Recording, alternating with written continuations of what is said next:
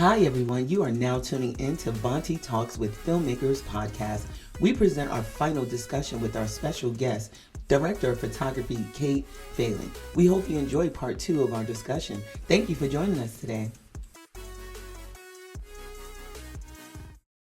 We are doing Conversations with Filmmakers Podcast, and we are here with Kate Phelan. Thank you so much.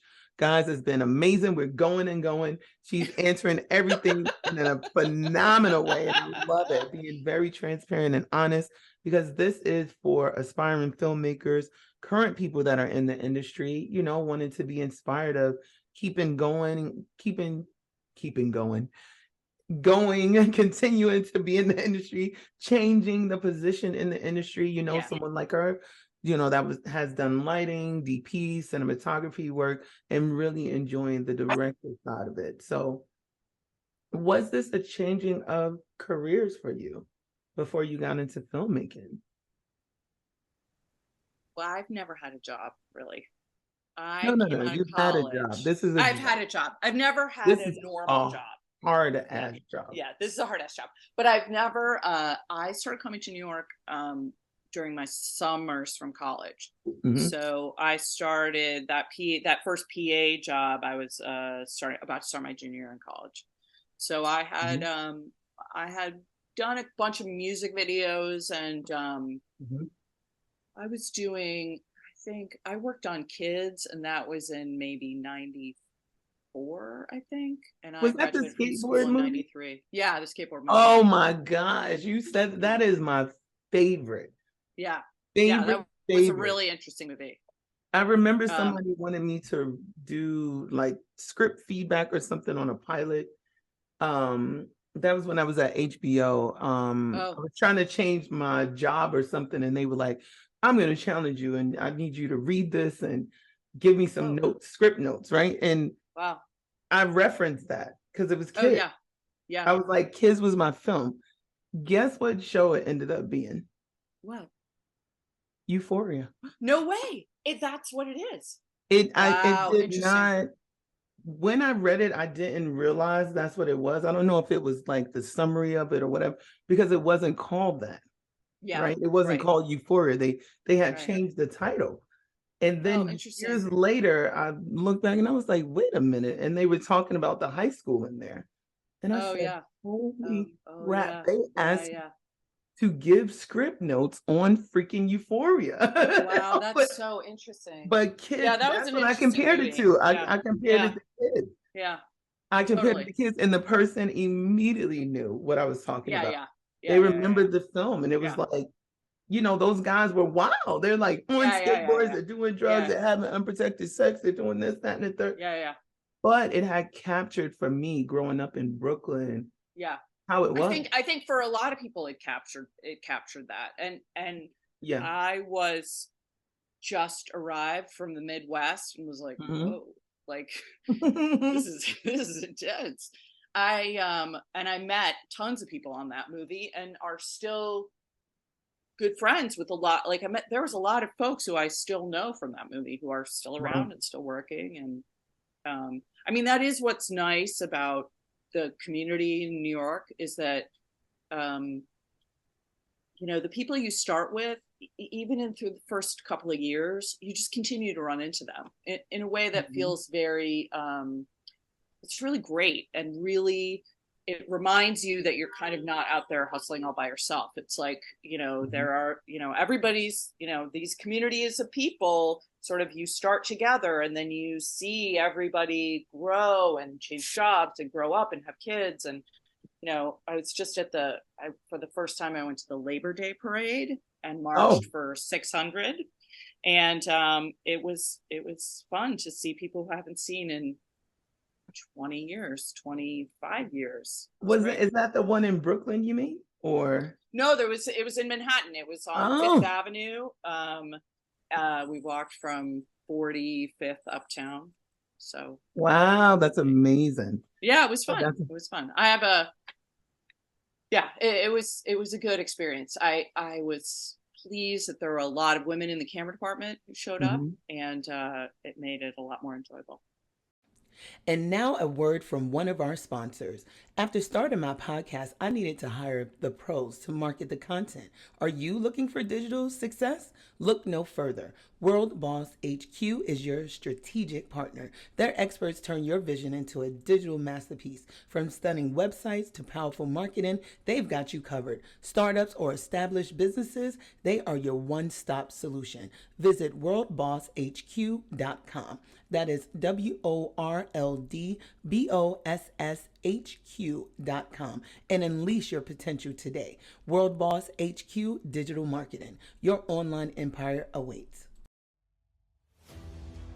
We are excited to bring you this world exclusive teaser from Bad Rabbit Pictures and Movie Pods. They are presented Age of Prophecy, a sci-fi fantasy podcast done in the style of the radio dramas of yesteryear. Coming soon to all streaming platforms. Visit www.moviepods.com or www.anoukchronicles.com for all the release dates. You won't want to miss this one. Your myths were born from our history. Let's check it out.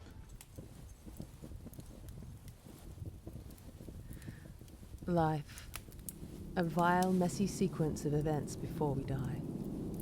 All designed for something beyond us. It has to be. Or else, what's the point? You don't know me, but I know you. I am responsible for your triumphs and miseries.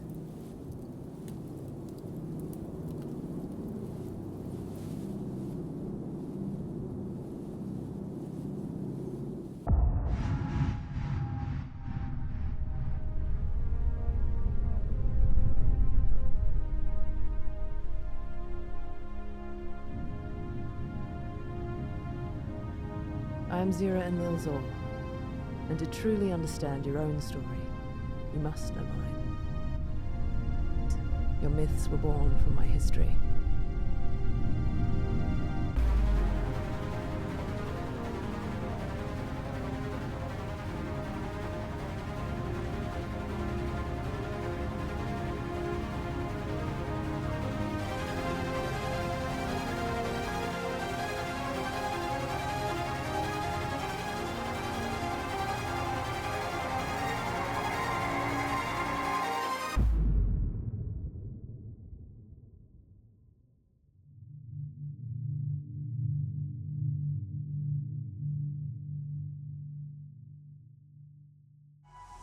Hi there, and welcome back to Conversations with Filmmakers Podcast. You know what's so funny, Kate, real quick, too, is I spent so many years in New York. You know, like I was at HBO for like 9 years and everything like that. Everybody was saying that the community of filmmakers in New York is almost non-existent. What? So speaking to you, Really? I'm just like, where were all these people? I was trying to plug in for so long. You know, I was trying to get plugged into like creatives, and they're like, oh, not a lot gets filmed out here, all of that, you know? Yeah. But it's not true. Right. I don't think that's true. I mean, I No. think the community, I mean, look, when I moved to New York started coming in 1992, there was a real, there was a lot of low budget movies. And by low budget, I mean anywhere from 500,000 to maybe 8 or 9 million. And all those were non-union. And those movies like kept a whole system of people working, and it was like, that was it was Good Machine, it was Ang Lee, and who are the other, Todd Solondz, and I did tons of these movies. And then in the early 2000s, and kind of Girl Fight was close to the end of it, and in the early 2000s that sort of disappeared. There were no more low budget movies. Anything above $1 million went union. And that whole, I'll also say, those movies were, even compared today, relatively diverse, relatively female populated. Like there wasn't a lot of women, but there were some. And it was sad to see that sort of work world disappear. I mean, I think people still make movies in New York, but I think the movies are smaller and more micro budget. And, you know, you do a couple of micro budget movies and you don't want to do movies anymore because it's just like, You're it's just hard. like, this is not worth my time. I just made Well, it's hard to, you know, $150 today. work for nothing all the time. Yeah, You know, you're nobody like, I wants just that. made $150 today. That's Right. not going to cut it with this rent. Right. I have a kid. Also, I grew up, you know, I have a kid and a mortgage and a, like, you know, a husband, and I have a car. Like I have expenses. I can't, Well, and what I hope for the next, not the next generation or even now, you know, in the next few years is we open this bad boy up wide to where 100%. if you want to travel to Milwaukee to help film something, you know, someone knows that Kate is ready to rock and roll. You know, I feel like a lot of times they want to keep local talent, but sometimes the places that you're filming in doesn't have as much local talent. Yeah, 100%. So it's okay to tap in and fly someone in, you know. I don't think that happens enough. Even from LA, you know, grab people from New York to go to LA for stuff. I mean, they don't have a lack of talent, but again, have enough content. I mean, there's so much content being made, first of all. I think TV releases like 1,000 shows or more a year. From what I was reading. Yeah, it's a ridiculous amount. It's almost overwhelming as well. Yeah. That's a lot of stuff. Yeah, it's a lot of stuff. And you're like, you're probably missing some quality shows. That are then getting canceled on like the first. I mean, and also season. Like I've never worked on a streaming movie. Like I've worked on a movie that's gone to streaming, but I've never worked on a movie that was bound for Netflix or, you know, released by Amazon or. Wow. My husband works on Severance. That's on Apple, right? That's on Apple, yeah. But I've never, he's the rigging gaffer on Severance, but I've stayed, when I decided to have kids, I really kind of pushed my interest into commercials and promos because I wanted to be around. It's like a one and done for a commercial ad of maybe 2 days. You can get on these films and it'd be like, you'll be going for a month and a half. If you get on a TV series that's filming out of the country, you're like going for 8 months or something. Right. And also like my husband wants to work too. So like if one of us does a show, then the other person can't really work. So my kids are older now, so I'm much more open to that now, but it was a couple of years where I just was unwilling to it just didn't fit our lifestyle. Well, it's called, and I wanted to have kids. I wanted to have like this family experience, and so it just didn't work. Well, it's called work-life balance. Yeah. Which more people need to do. It's like you do get addicted to it, right? I tell people all the time, I'm addicted to driving. Like I love driving, and I also love, doing screenwriting, right? Yeah. It can become addictive. My friends tell me now, they're like, go in the house and sit down. Yeah. I mean, 100%. I missed making movies so much when I started gaffing, and when I did more promos and TV. I missed the camaraderie. I missed I just miss going to set every day. I really do. And so now that I'm directing and a bit older, I really value it. When I get my people and I get to shoot, it is really a special experience because it doesn't come that often. I'm me busy is only working, 5 days a month or something. That's me as busy as I can be, just because my job has changed and everything's changed. But it's a pretty joyful place to be when I can get it. Absolutely. So guys, if you have some projects, Kate is ready to rock and roll. Them kids are now grown enough to watch themselves, and she's ready to go, baby. I'm not even making lunches anymore. She's not making lunches and all that stuff, not picking them up from, well, I don't know how old they are. I'm just joking. I was about to say picking them up from school. Who knows? Back in the day, our age, girl, I was on the train at like 10 years old by myself. Nowadays, kids are like, oh, they got an escort and I remember going from like Brooklyn to the Bronx by myself, kind of thing on the train. Yeah, but my 11-year-old is starting to ride the train, and she's getting off the bus by herself to go to football practice. And I love that. yeah, I and love my that. 16-year-old is like, Gone. I don't even know. She goes in the morning. She says she goes to school. I believe her. I don't know. Well, that's good. She's not here. You're way better. You're way better than me, because a lot of times I remember, and that's a whole nother story, but I remember we were living in Far Rockaway, Queens. So I had to move a lot when I was a kid, and I would not go to school. I would literally walk the entire boardwalk for the day.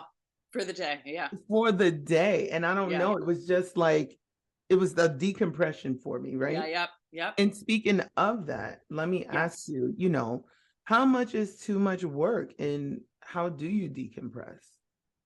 You know, you're saying like 5 days a week, but when it was crazy and hectic, how did Kate take care of herself?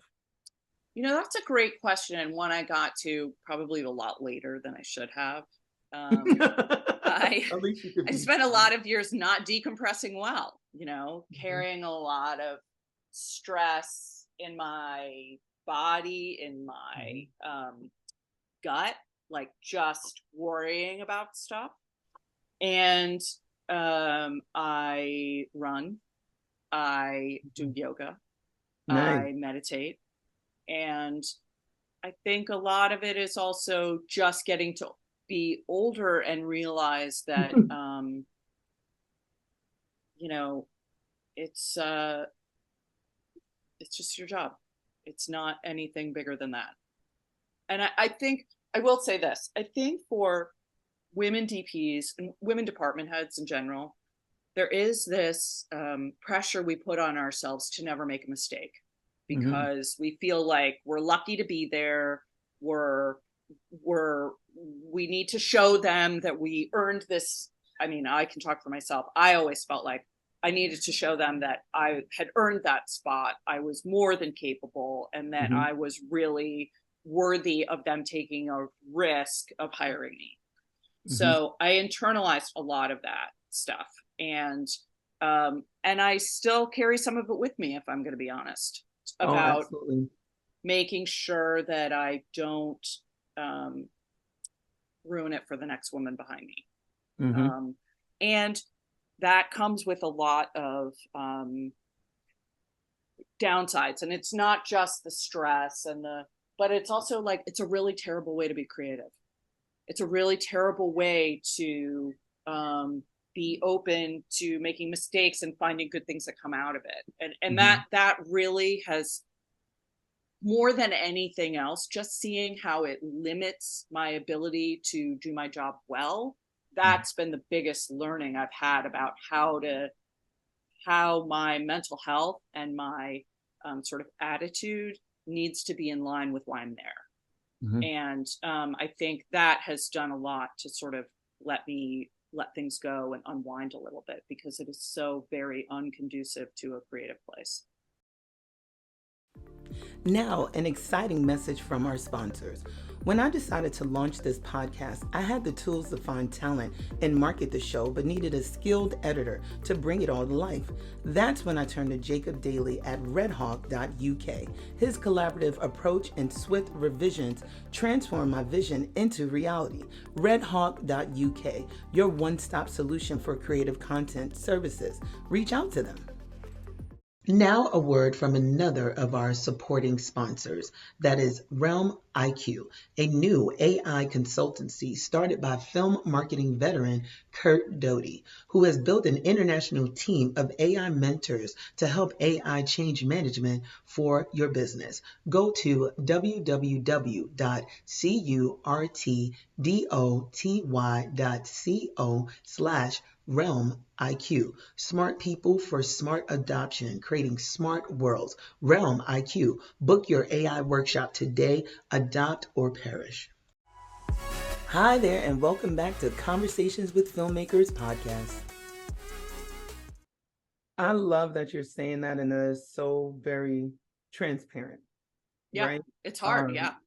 And it also connects us in a way, because me as a Black female, I was in corporate, but it was corporate creative. And doing project management and being an analyst and all of that stuff for these companies, it was like you had to be on your toes to make it All okay the for the time. next Yes. person to be able to Yes. come in. Because a lot of times in those spaces, I'd be the only Black person, Yes. or I'd be the only Black person left after there was a mass exodus of Black people, and you felt like you were in a petri dish. Like people were still 100%. challenging. Yeah. Yeah, they were still challenging that you knew your job, or Yeah. what are you doing? Where have you been? What's going on? Did you get that done? And it was like, dude, Yeah. I know my shit. Yeah. I know 100%. it. I breathe it. This is nothing, but you still get the anxiety and like, Yep. I think I gained like high blood pressure from one place. Like it was just like no, I think it's overwhelming. really real. It gets really real because it's, you know, after a while, you consider yourself a professional, right? Yeah. You consider you're a pro. Before it was like an aspiring, like, oh, I don't really know. I don't really know my stuff. After a while, it was just like, no, I know this and I can do this with my eyes closed. Please stop asking me stupid questions. You know what I'm saying? Like what I need for you to do is A, B, C, D, E, F, G, right? And and I think like, how do we, I mean, so how do I, and I think about this a lot, and we talked about this before, how do I make that work environment better for the next me, the next you? How am I making my sets places where people feel comfortable to work and don't feel like they're under a microscope and don't feel like any stupid thing that comes out of their mouth is stupid? Like, I say stupid shit all the time. Like, that's fine. Like, you know what I mean? Like, to just make it so that it feels less important and that people have more room to be more completely who they are. And I think about that all the time. And I really hope that the next woman who's gaffing a union movie doesn't feel as constrained as I felt. Yeah. Or shooting and at the whatever it is. And at the end of the day, you know, when you first meeting someone, they all want to know, you know, your knowledge base, right? Yeah, of course. But once you learn it, that should be about, what is that, one day? Yeah. After that, you leave them alone. You back off. You know, Yeah. if you start throwing out the abbreviations and the positions and do they know this camera and blah, blah, blah, blah, blah. Once they start answering all that, you know, because it happens all the time, men and women all the time. and all in between, right? Yeah. But to be continuously doing that, that's when you're doing things overboard. So I'm really happy that you're saying that, and you are one of those people that like to mentor on set, to help train on set. Yeah. I mean, these sets move fast. Sometimes you don't have the time, but I've seen people that's like standing behind the cameraman. Hey, what's this? How do you use that? Oh, I'm going over here. You're giving direction. You're teaching. It's always a teachable moment, you know? And I think it's, you know, so I think there's something else, which is, you know, I think for a lot of directors, I mean, I've worked for directors for a really long time who don't consider, look, I'm not a hostess at a restaurant, right? It's like, my job isn't to make everybody have fun, right? I get that.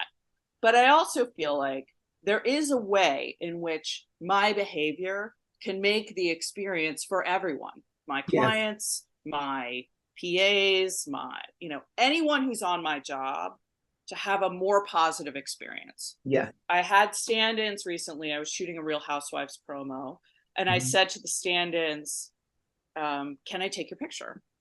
And they say, oh, sure. I go, well, let me take it with your phone so you can share it with your family or your kids or your mom or whoever you want to share it with. And everyone to a T they'd been stand-ins for many years. They never had a photo taken for them of them standing in. It's like, just to have an understanding of what the rest of your crew is experiencing, I think is really valuable. And that does not come at the expense of my ability to do my job. It does not come at the expense of my ability to shoot well, be prepared, make people look great. Like, those things can work codependently and health and in a healthy way. And I think we would do well to, be more considerate of other people's experiences at work. Absolutely. I was on a set where I was, just a PA, like a wonky PA, right? But because I have a project management background, you look at all the moving pieces. Sure. Right? Yeah. I went walking up to the extras. I was like, hey, do you guys need some water? Do you need this? Do you need that? Yeah. And they were like, you are the first person. Right. I know. Any production to ever ask us. Okay. Yeah. Do we need anything or all of that? So guys, if you're listening and you're a filmmaker and everything, every single position is important.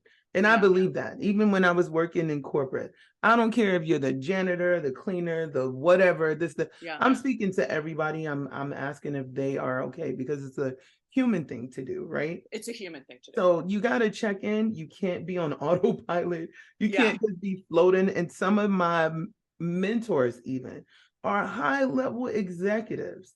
And the reason why they can be around me or even mentor me is because they do the check-in. Yeah. One of my favorite bosses, he was an SVP over at Sony. First day I'm there, he's like, hi, Vonti, and just went walking off. I never met this man. He knew every single person on his staff. Every single. Do you know how much respect I had for him? After that, he could have. Why? Because that makes him a better manager. That makes him better at his job, and he benefits from your design, from you liking him. You work harder, and that ultimately benefits him. That's great business for him. I feel like sets are the same way. It's like be able to see outside your own experience and see how you can make the whole system work better. The whole system. Just saying thank you. Great 100%. Job. Thank you. Yeah. Great job. Thank you. That is how you mentor. That is how you empower people. 100%. When you check in with people. Yes. It could be somebody, because I know for me, I don't bring any kind of outside things to the job. Yeah. And that was the thing. I could have literally, before I walked in the building, found out somebody had died, that somebody that I knew was shot, that somebody was going through a depression, that I wasn't feeling well, or I just argued with my boyfriend or something. By the way, I'm single. That boyfriend's gone. Just in case anybody wants. I love you so much. But if any of that was happening, but I never brought it into the job. Yeah. If you said, good morning, Vonti, I'm like, hi, Kate, how's it going? Yeah. If I'm running a status meeting, hey, everybody, so happy to see you here. And it has nothing to do with phoniness. It has everything to do with remaining professional and not influencing the room. Because some people can do that, especially as a leader. You influence the room.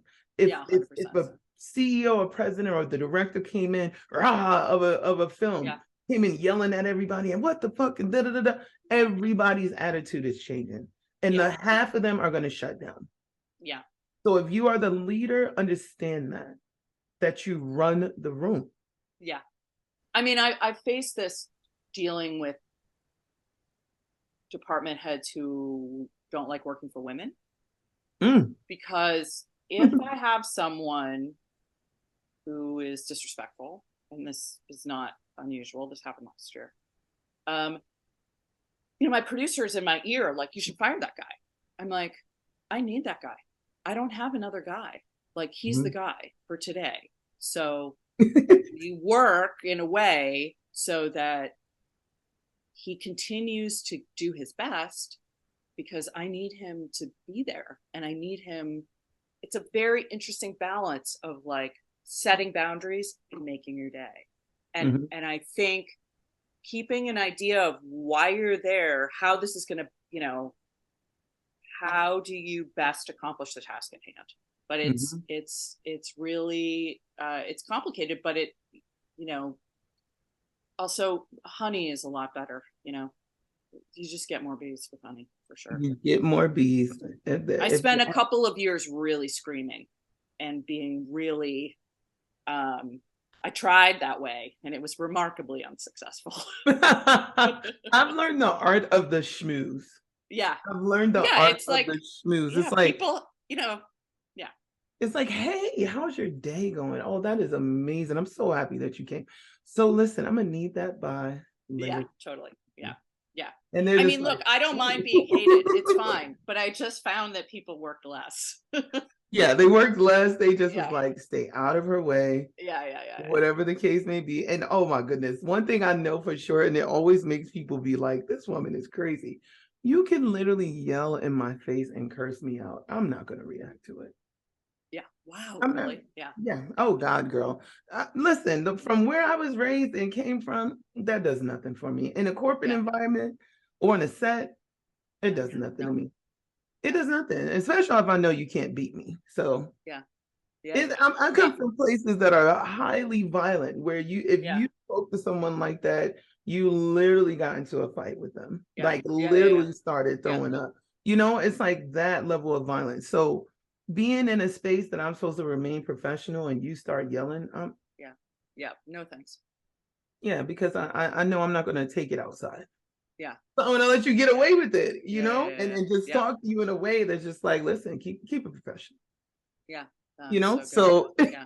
it's hilarious. Grace by Reggie has a great thing where she hears something really sexist. She'll say, I'm going to give you an that didn't come out so well. I'm going to give you an opportunity to say that again.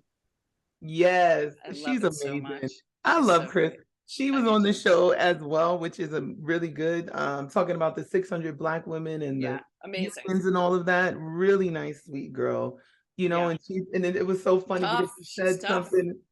Yeah, she said something about you know, I think some people might not like me, but they've never said it to my face. Yeah. And I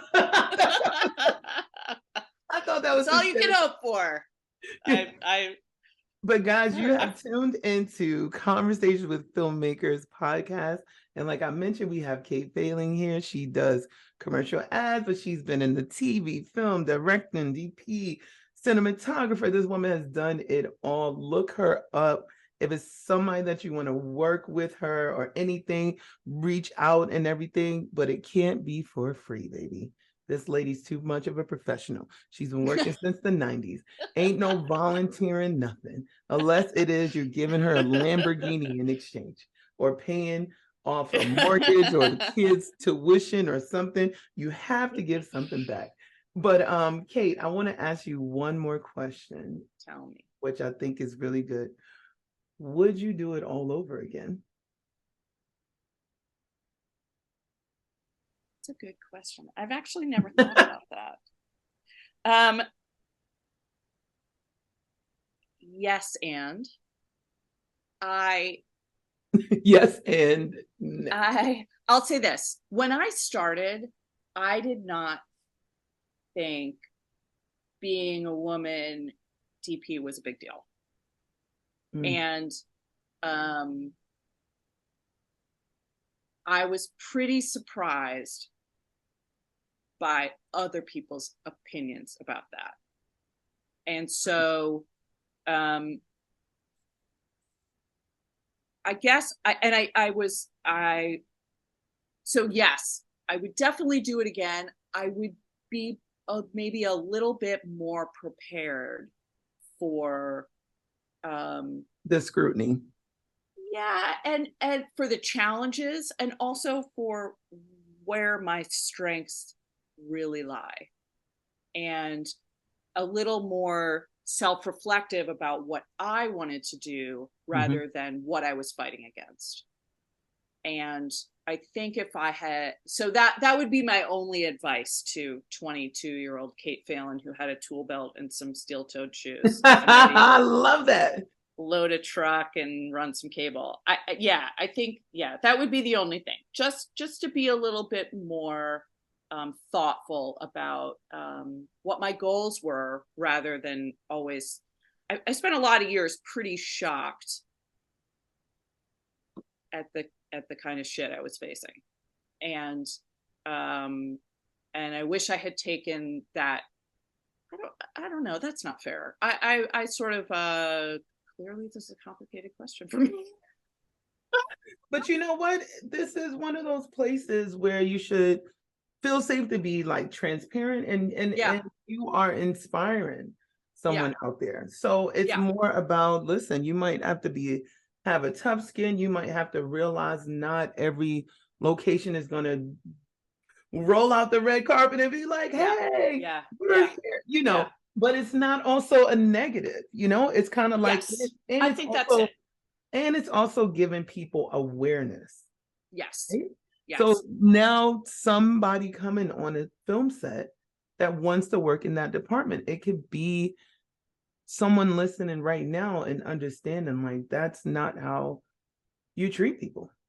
And I think that's 100% true. I've had executives who said, I didn't think I was going to be able to have kids in this business. And then I saw you pregnant shooting. Mm-hmm. There was somebody who said, Rachel Morrison, we talked about this, who's nominated for an Academy Award, said, I've never seen a female gaffer until I worked on your crew. Mm. And that really, opened me up to say like, oh, well, there's like, women can do all these jobs. Yeah, where so are yeah. And where are they? And why aren't they here? And I think that part of it and connecting, like women below the line are a special breed. And I love them. Like I love these women. They're tough, they're smart, they're talented, and they don't take shit from people.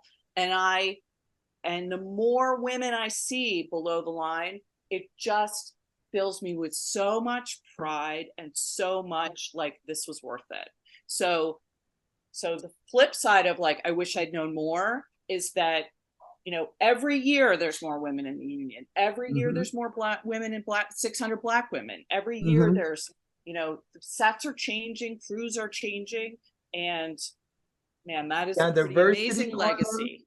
Right. Yeah, the diversity. That's a great legacy. We're making film and TV look like the people who watch film and TV and looks like my world, and it should. I love that. Yeah, I love that. We're out here. It's a lot of filmmakers out here. So there's Kate, yes. I wanted to thank you for appearing on the show, guys. That is a wrap on this episode with Conversations with Filmmakers podcast. It has been so enjoyable talking to you. Your transparency is very refreshing. Your inspiration and mentoring from a distance, and that is honestly why I made this podcast. I'm Vonti, super made excited. It so fun. What a delight to talk to you. And I really am so happy to see this community of filmmakers grow. It makes me very, very happy. And thank you for doing all you do. Oh, thank you so much. I appreciate that.